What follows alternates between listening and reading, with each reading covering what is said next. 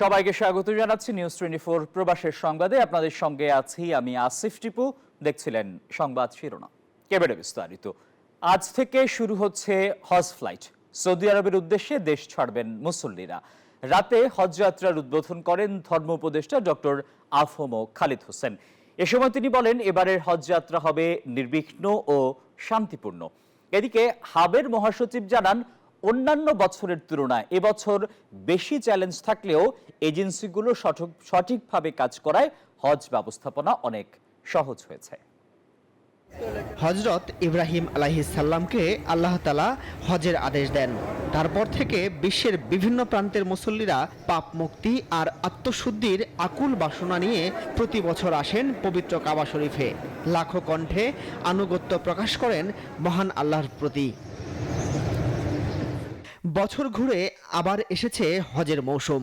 এরই মধ্যে মুসল্লিদের পদচারণায় মুখরিত রাজধানীর হজ ক্যাম্প। যাত্রীদের নিয়ে প্রথম ফ্লাইটের জন্য প্রস্তুত ক্যাম্প। এবং ফ্লাইটের উদ্বোধন উপলক্ষে ধর্ম মন্ত্রণালয়ের সংবাদ সম্মেলনে তুলে ধরা হয় এবারের হজ ব্যবস্থাপনার বিষয়গুলো। জেদ্দা, মক্কা, মদিনায় আপনাদের রিসিভ করার জন্য আমাদের লোক থাকবে এবং আমরা তাদেরকে নির্দেশ দিয়ে যে আপনারা মোবাইল খোলা রাখবেন, যাতে আপনারা ডাক দিলে আমরা হাজির হতে পারি। এবং সরকারি বেসরকারি হাজিদের দেখভাল করার জন্য আমাদের এই টিম কাজ করবে। সর্বোচ্চ পর্যায়ে আমরা যারা মনিটরিং টিমে আছি, আমরা এগুলো দেখভাল করব। অন্যান্য বছরের তুলনায় এবছর বেশি চ্যালেঞ্জ থাকলেও এজেন্সিগুলো সঠিকভাবে কাজ করায় হজ ব্যবস্থাপনা সহজ হয়েছে বলে জানান হাবের মহাসচিব। এইবার অনেক বেশি চ্যালেঞ্জ থাকা সত্ত্বেও হজ এজেন্সির মালিক বৃন্দ অনেক কষ্ট করে সৌদি আরবের বেঁধে দেওয়া যে সময়, এটির মধ্যে কাজগুলো করা অত্যন্ত দুরূহ থাকা সত্ত্বেও তারা যথাসময়ে কাজগুলো সম্পন্ন করেছেন। এজেন্সিগুলোর প্রতি ও ক্যাম্পের ব্যবস্থাপনায় সন্তুষ্ট মুসল্লিরা। যে এখন না কালকে আমার বিকাল 4টায় ফ্লাইট, আর আল্লাহ কবুল করছেন বলে এত দূরে যেতে পারছি। আলহামদুলিল্লাহ, আলহামদুলিল্লাহ, আলহামদুলিল্লাহ। যিনি আমাকে মহব্বত করে খুব ভালোবেসে হয়তো তার ঘরটা টপ করার মতন ক্ষমতা দিয়েছে। শুরু হয়েছে তো কেবল, ইনশাআল্লাহ বাকিটাও হয়ে যাবে। 87,100 হজ যাত্রী এবার হজ করতে যাবেন। এর মধ্যে 81,900 জন বেসরকারি ব্যবস্থাপনায় আর 5,200 সরকারি ব্যবস্থাপনায় যাবেন। 31শে মে পর্যন্ত চলবে ফ্লাইট। মাসুদ সুমন, নিউজ 24, ঢাকা। বাংলাদেশি মুসল্লিদের নিরাপদ ও নির্বিঘ্নে হজ পালনের লক্ষ্যে লাব্বাইক নামের একটি অ্যাপ চালু করেছে অন্তর্বর্তী সরকার। সোমবার সংবাদ সম্মেলনে এ তথ্য জানান প্রধান উপদেষ্টার প্রেস সচিব শফিকুল আলম। এছাড়া হজ যাত্রীদের জন্য চালু হয়েছে হজ প্রিপেড কার্ড এবং মোবাইল ফোনে রোমিং সুবিধা। হজ পালনে বাংলাদেশি হজ যাত্রীরা বিভিন্ন সমস্যার সম্মুখীন হন। এই সমস্যা নিরসন ও হজের অভিজ্ঞতাকে আরও সহজ করতে ধর্ম বিষয়ক মন্ত্রণালয় লাব্বাইক অ্যাপ ও প্রিপেড কার্ড চালু এবং রোমিং সুবিধা দেওয়ার পদক্ষেপ নিয়েছে। সার্বক্ষণিক লোকেশন আপডেট এবং খবর জানতে হজযাত্রী হারিয়ে গেলে বা অসুস্থ সহ বিপদে পড়লে জরুরি মুহূর্তে অ্যাপ থেকে SOS বাটনে ক্লিক করলেই সাপোর্ট টিম যাত্রীকে উদ্ধার ও সহায়তা করবে। এমনকি নামাজের সময়সূচি, হোটেল লোকেশন, সৌদিতে হাসপাতাল লোকেশন, 24 ঘন্টা টেলিমেডিসিন সুবিধা সহ হাজিদের তথ্য, টিম লিডারের তথ্য, হজের গাইড ছাড়াও কোরআন হাদিস শুনতে ও পড়তে পারবেন। এখানেই শেষ নয়, বাংলাদেশি হাজিদের জন্য রোমিং সুবিধা দেয়া হয়েছে। দেশি মোবাইল অপারেটরদের সমন্বয়ে এই সুবিধা দেয়া হচ্ছে। এর মাধ্যমে সৌদিতে বসে কথা বলতে পারবেন হাজিরা। আসমাতুলি, নিউজ 24। দর্শক, আজ রাতেই সৌদির উদ্দেশ্যে ঢাকা ছাড়বেন 419 জন হজ যাত্রী। এ বিষয়ে আরও খবর জানাতে বিমানবন্দর থেকে সরাসরি যুক্ত হচ্ছেন শাহরিয়ার কবির। শাহরিয়ার, হজ ফ্লাইট এবং হজ ক্যাম্পের সার্বিক পরিস্থিতি সম্পর্কে জানাবেন।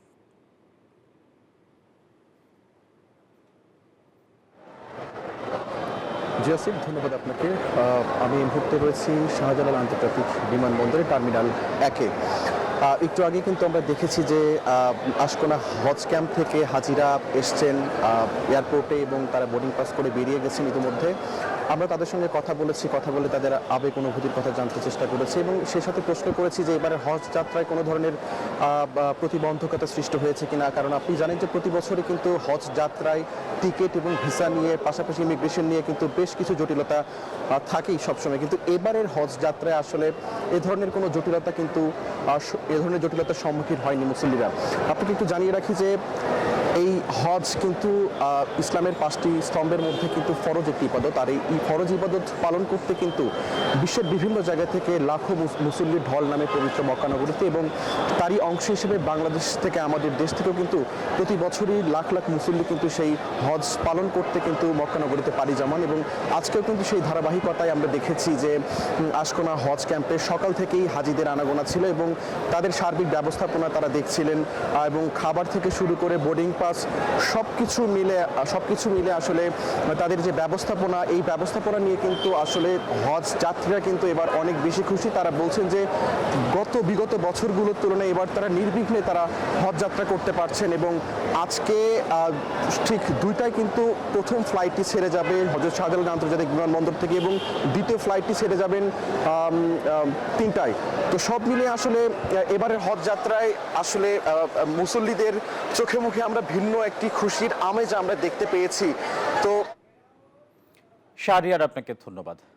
আরাকান আর্মিকে মানবিক করিডোর দেওয়ার সিদ্ধান্তের আগে সরকারের উচিত ছিল রাজনৈতিক দলগুলোর সঙ্গে আলোচনা করা, এমন মন্তব্য করেছেন বিএনপি মহাসচিব মির্জা ফখরুল ইসলাম আলমগীর। এর সঙ্গে দেশের সার্বভৌমত্ব ও শান্তি শৃঙ্খলা জড়িত বলেও মনে করেন তিনি। অন্যদিকে আরাকান আর্মিকে মানবিক করিডোরের বিষয়টি জাতির সামনে স্পষ্ট করতে সরকারের প্রতি আহ্বান জানিয়েছেন জামায়াত আমির। রোহিঙ্গা সংকটে দীর্ঘদিন ধরে ধুঁকছে বাংলাদেশ। লাখ লাখ রোহিঙ্গাকে মানবিক সহায়তা দিতে গিয়ে এখন তারা যেন বাংলাদেশের গলার কাটা। এখনও সীমান্ত পেরিয়ে মাঝে মধ্যে বাংলাদেশে ঢুকছে মিয়ানমারের রোহিঙ্গারা, কিন্তু এত বছরেও একজন রোহিঙ্গাকেও ফেরত পাঠানো যায়নি তাদের নিজ দেশে। অন্যদিকে জান্তা সরকারের সঙ্গে যুদ্ধ চলছে আরাকান আর্মির। এমন বাস্তবতায় আরাকান আর্মিকে মানবিক করিডোর দেওয়ার সিদ্ধান্তের কথা জানিয়েছেন পররাষ্ট্র উপদেষ্টা তৌহিদ হোসেন। এরপরই সরকারের এই সিদ্ধান্ত নিয়ে শুরু হয় আলোচনা সমালোচনা। আমরা ইতিমধ্যে দেখেছি যে মধ্যস্থতার সোমবার বিএনপি মহাসচিব মির্জা ফখরুল ইসলাম আলমগীর ঠাকুরগাঁও বলেছেন, আরাকান আর্মিকে মানবিক করিডোর দেওয়ার সিদ্ধান্তের আগে সরকারের উচিত ছিল রাজনৈতিক দলগুলোর সঙ্গে আলোচনা করা, কারণ দেশের সার্বভৌমত্ব ও শান্তি শৃঙ্খলা এর সঙ্গে জড়িত। সমস্ত রাজনৈতিক দলগুলোর সঙ্গে কথা বলা, এইটা কথা না বলে তারা এককভাবে সিদ্ধান্ত নিয়ে আজকে এই হিউম্যানিটেরিয়ান প্যাসেজ করে তার জায়গা দিচ্ছে। আমাদের মানুষকে সাহায্য করার ব্যাপারে কোনো আপত্তি নাই, জাতিসংঘ উদ্যোগ নেতাকে সাহায্য করার ব্যাপারে আপত্তি নাই। এটা হতে হবে সমস্ত মানুষের সমর্থনে। সেই 31 দফার মধ্যে আমাদের অনেক সংস্কারের কথা বলা, আমরা সংস্কারটা চাই, কিন্তু আমরা চাই যে সঙ্গে সঙ্গে নির্বাচনের ব্যবস্থা হোক। অন্যদিকে জামাত ইসলামের আমির তার ভেরিফাইড ফেসবুক পোস্টে লিখেছেন, রাখাইনের আরাকান আর্মিকে মানবিক করিডোরের বিষয়টি জাতির সামনে স্পষ্ট করা দরকার, কারণ এর সঙ্গে অনেক নিরাপত্তার বিষয় জড়িত থাকতে পারে। প্লাবন রহমান, নিউজ 24, ঢাকা। মালদ্বীপ ইমিগ্রেশনের বিশেষ অভিযানে ধরপাকড় চলছেই। দেশটির ইমিগ্রেশন বিভাগ ধুবা ফারু আইল্যান্ডে বিশেষ অভিযানে বিভিন্ন দেশের 50 জনেরও বেশি অবৈধ প্রবাসী শ্রমিককে আটক করেছে। এ সময় কাগজপত্র না থাকায় 50 শ্রমিককে আটক করা হয়। ইমিগ্রেশন বিভাগ জানায়, অভিযান চলাকালীন 100 জন প্রবাসী শ্রমিককে জিজ্ঞাসাবাদ করা হয়েছে। তদন্তের স্বার্থে অভিযানে আটক হওয়া ব্যক্তিদের জাতীয়তা প্রকাশ করেনি ইমিগ্রেশন। মালদ্বীপ সরকার বলছে, কুরাঙ্গি প্রকল্পের কাজ শেষ হলে অনিয়মিত অভিবাসনের স্থায়ী সমাধান হবে। অভিবাসন সুরক্ষা নীতি বাস্তবায়নের লক্ষ্যে 2023 সালে অনিয়মিত অভিবাসীদের বিরুদ্ধে অভিযান শুরু করে মালদ্বীপ। এ পর্যন্ত 6000-এর বেশি প্রবাসীকে বহিষ্কার করা হয়েছে।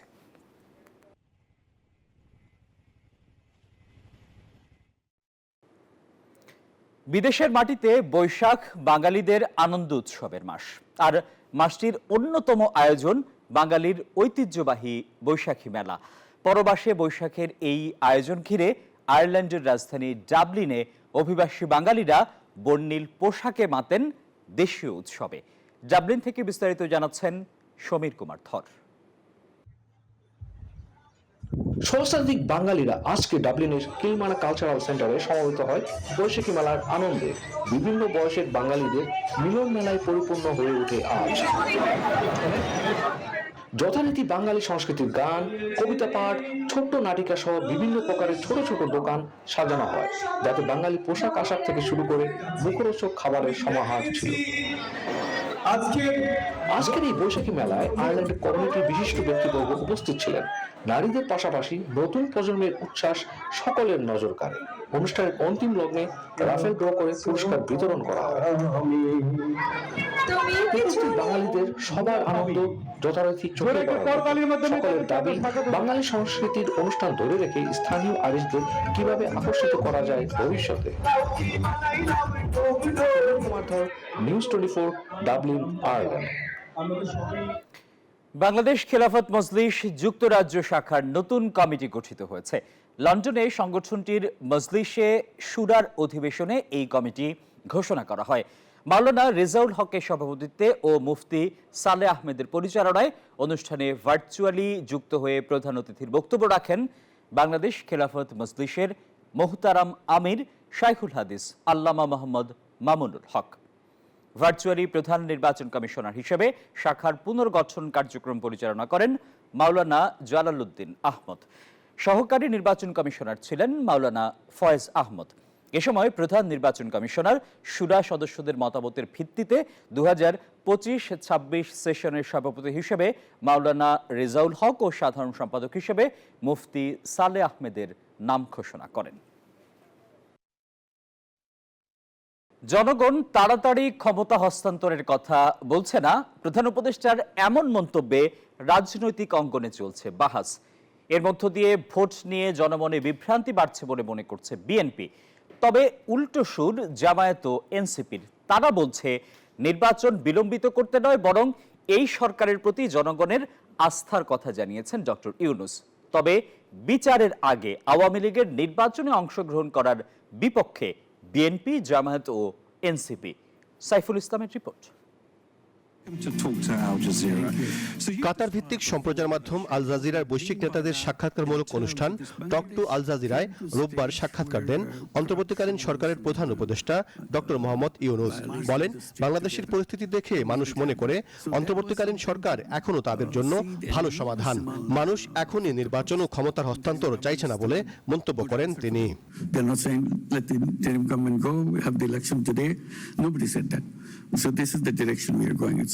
নির্বাচন নিয়ে যখন নানা মহলে সন্দেহ সংশয় বাড়ছে, তখন প্রধান উপদেষ্টার এমন বক্তব্য নির্বাচন প্রক্রিয়া বিলম্বিত হওয়ার কোনো ক্ষেত্র তৈরি করবে কিনা জানতে চাইলে এনসিপি ও জামায়াত নেতারা বলেন, তারা প্রধান উপদেষ্টার বক্তব্যে নেতিবাচক কিছু দেখছেন না। উনি এটার উত্তর বলেছেন যে না, ব্যাপারটা এখন এরকম না, মানুষ এখন অন্তর্বর্তী সরকারের উপর ভরসা রাখছে, মনে করছে যে কিছু কিছু কাজ এই সরকার করে যাবে। পাশাপাশি উনি এটাও খুব পরিষ্কারভাবে বলেছেন যে জুনের পরে ইলেকশন হবে না, জুনের মধ্যেই ইলেকশন হবে। এই বক্তব্যটার মধ্য দিয়ে নিজের কনফিডেন্সটাকে প্রকাশ করা, পাশাপাশি ইন্টারন্যাশনাল কমিউনিটিকেও দৃষ্টি আকর্ষণ করা যে আমাদের যে সরকারটি এখন আছে, অন্তর্বর্তীকালীন সরকার, এটা জনগণের সমর্থিত সরকার। এনসিপি ও জামায়াত ডক্টর মোহাম্মদ ইউনূসের বক্তব্যে নেতিবাচক কিছু না দেখলেও বিএনপির vice chairman advocate Ahmed Azam Khan মনে করেন, ডক্টর ইউনূসের বক্তব্যে আগামী নির্বাচন নিয়ে সংশয় আরো বাড়বে। এই বক্তব্য জনমনে যে বিভ্রান্তি তৈরি করবে, সেটা কিন্তু আগামী দিনের গণতন্ত্রের জন্য, গণতন্ত্রের যে অভিযাত্রা, তার জন্য কিন্তু এক ধরনের সংশয় তৈরি করতে পারে। আল জাজিরায় সাক্ষাৎকারে ডক্টর ইউনূস আগামী নির্বাচনে আওয়ামী লীগের অংশগ্রহণের বিষয়টি রাজনৈতিক দল ও নির্বাচন কমিশনের উপর ছেড়ে দেন। পাশাপাশি তিনি বলেন, আওয়ামী লীগকে আগে সিদ্ধান্ত নিতে তারা নির্বাচনে অংশ নেবে কিনা। আওয়ামী লীগকে আগামী নির্বাচনে অংশ নেওয়ার কথা বলে, তারা আসলে দেশকে একটা গৃহযুদ্ধের দিকে নিয়ে যেতে চায়। তাহলে আগামী ইলেকশনে আওয়ামী লীগের অংশগ্রহণের কোনো বাস্তবতা নাই। জাতিসংঘের যে প্রতিবেদন, সেখানে স্পষ্ট বলা হয়েছে গণহত্যা হয়েছে শেখ হাসিনা নির্দেশে। এর ফলে এরকম গণহত্যাকারী আবার নির্বাচনে আসবে, এটা না আইন বলবে, না জনগণ বলবে, না আন্তর্জাতিকভাবে এটা গ্রহণযোগ্য হবে। নির্বাচনে আওয়ামী লীগ আসলে আওয়ামী লীগকে তো আগে বিচারের মুখোমুখি হতে হবে, তারপরে তো নির্বাচনের প্রশ্ন আসবে। আওয়ামী লীগের বিচার ইস্যুতে সরকারকে কঠোর হওয়ার আহ্বান জানান বিএনপি, এনসিপি ও জামায়াতের নেতারা। এই সরকারকে আমরা সব সাইফুল ইসলাম, নিউজ 24, ঢাকা। আল জাজিরায় দেয়া প্রধান উপদেষ্টার নির্বাচন নিয়ে বক্তব্যের সমালোচনা করে বিএনপির স্থায়ী কমিটির সদস্য আমির খসরু মাহমুদ চৌধুরী বলেছেন, কোনো মহামানবকে ক্ষমতায় রাখতে জুলাই আন্দোলন হয়নি। গণতন্ত্রের আশায় জনগণ কারো অপেক্ষায় থাকবে না বলেও জানান তিনি। সোমবার বিকেলে গুলশানে বিএনপি চেয়ারপারসনের কার্যালয়ে বাংলাদেশ পিপলস পার্টি, ন্যাব, ভাসানী ও আম জনতা দলের সঙ্গে লিয়াজো কমিটির বৈঠক শেষে গণমাধ্যমকে এসব কথা বলেন তিনি। জানান, কোনো সুবিধাভোগী গোষ্ঠী নির্বাচন পেছানোর জন্য সময়ক্ষেপণ করে গণতন্ত্রের বিরুদ্ধাচরণ করছে।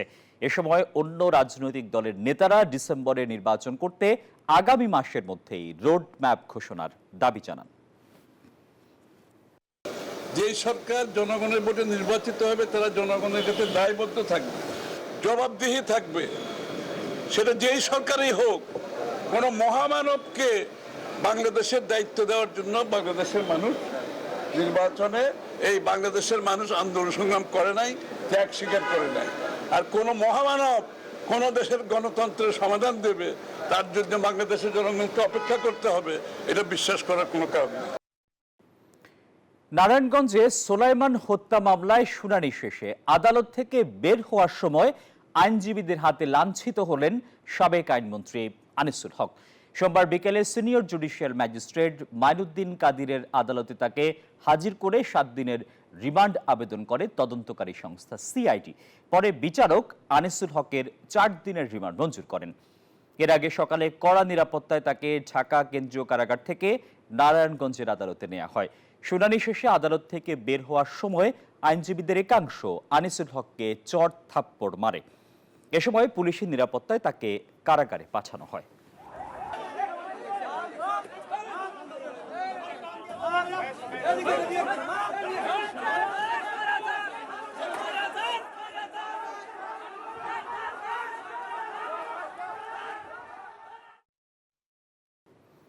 এ যেন মামলার রমরমা বাণিজ্য, নিরীহ মানুষকে হয়রানির অভিনব কৌশল। 5 আগস্টের পর হয়রানির উদ্দেশ্যে মূল আসামির সাথে অসংখ্য নির্দোষ মানুষের নাম জড়িয়ে দিচ্ছে একটি মহল। খোদ পুলিশ মহাপরিদর্শক করেছেন এমন মন্তব্য। যদিও এসব মামলাবাজদের নজরদারিতে রাখার দাবি আইন উপদেষ্টার। মাহফুজ আলম শ্রাবণ জুলাই আগস্ট আন্দোলনে নিহত হন রাজধানীর মিরপুরে। গেল 20 এপ্রিল ঢাকার চিফ মেট্রোপলিটন ম্যাজিস্ট্রেট আদালতে নিহতের ভাই বাদী হয়ে মামলা করেন, যেখানে আসামি করা হয় অভিনেতা ইরেশ জাকের সহ 408 জনকে। ওই দিনই আদালত তার জবানবন্দি রেকর্ড করে অভিযোগটি পুলিশকে নিয়মিত মামলা হিসেবে নেয়ার নির্দেশ দেন। এই মামলার আসামি করার ধরন নিয়ে চলছে নানা সমালোচনা। এমনকি অভিনেতা ইরেশ জাকেরের বিরুদ্ধে হত্যা মামলা হওয়ায় বিস্মিত খোদ সংস্কৃতি উপদেষ্টা। ইরেশ জাকেরকে আমি পার্সোনালি চিনি, আমি জানি জুলাইয়ের আন্দোলনে উনি জড়িত ছিলেন। এখন আপনি দেখেন মামলা করার, এখন আমরা স্বাধীনতা পেয়েছি, মামলা করার স্বাধীনতা আছে, সবাই সেই স্বাধীনতার কেউ অপব্যবহার করছে। আমি বিশ্বাস করি পুলিশ এটা সঠিক তদন্ত করবে এবং তদন্ত করে যেটা সত্য সেটার পক্ষে থাকবে এবং যেটা মিথ্যা সেটাকে বাতিল করে দেবে।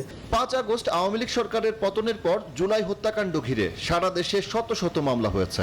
যেসব মামলায় নির্দিষ্ট আসামির পাশাপাশি জুড়ে দেওয়া হয়েছে শত শত নাম, যা নিয়ে তখনও উদ্বেগ জানিয়েছিল বিভিন্ন মানবাধিকার সংগঠন। অভিযোগ রয়েছে এখনো মামলাগুলো নিয়ে বাণিজ্য করছে এলাকাভিত্তিক বিভিন্ন চক্র। অভিনেতা ইরেশ জাকেরের বিরুদ্ধে মামলা প্রসঙ্গে আইন উপদেষ্টা জানান, মামলা করতে কোনো বাধা নেই, কিন্তু কেউ বাণিজ্যিক উদ্দেশ্যে মামলা করছে কিনা তা জানতে প্রশাসনকে নির্দেশ দেওয়া হয়েছে। মামলা করতে কাউকে বাধা দিতে পারি না, কিন্তু মামলা হওয়ার পর আপনারা খেয়াল করে দেখেছেন স্বরাষ্ট্র মন্ত্রক থেকে বারবার বলা হয়েছে যে অভিযোগের কোনো বস্তুনিষ্ঠতা পাওয়া না গেলে কাউকে যেন গ্রেফতার না করা হয়। হয়রানিমূলক ও ব্যবসার উদ্দেশ্যে করা মামলা নিয়ে কড়া মন্তব্য করেছেন পুলিশ প্রধানও। যেটা 5 আগস্টের পরে দেখা গেছে, আপনি মানে ভেরি রাইটলি সেড, অনেকে ওই অসৎ উদ্দেশ্যে মানুষের কাছ থেকে অর্থ আদায়ের জন্য, হ্যারাস করার জন্য, ভয় দেখানোর জন্য অপরাধটা হয়তো করেছেন 5 জন কি 10 জন, ওখানে আরো 300 লোকের নাম দিয়ে মামলা দায়ের হচ্ছে। আপনাদের সকলকে নিশ্চিন্ত করতে পারি আপনাদের মাধ্যমে দেশবাসীকে যে আমরা শুরু থেকে পুলিশের সকল পর্যায়ের কর্মকর্তারা এই নির্দেশ পেয়েছেন যে নিরীহ লোককে যেন গ্রেপ্তার করা না হয়, নিরীহ লোককে যেন হয়রানি করা না হয়। পলাতক পুলিশ সদস্যদের ধরতে ইন্টারপোলের সহায়তা নেওয়া হবে বলেও জানিয়েছেন আইজিপি। সজল দাস, নিউজ 24, ঢাকা। কাটাই ছিল নিউজ 24 প্রবাসের সংবাদে। সবাইকে ধন্যবাদ।